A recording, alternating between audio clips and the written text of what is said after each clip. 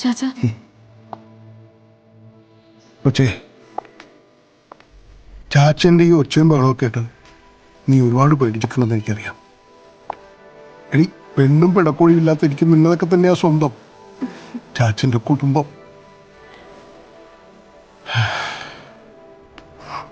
ഞാനീ ദേഷ്യവും ബഹളവും കാണിച്ചിങ്ങനെ ഓടി നടക്കുന്നതിന് നിങ്ങൾക്കൊക്കെ വേണ്ടിയാ. എൻ്റെ മോളല്ലടി ഇത്.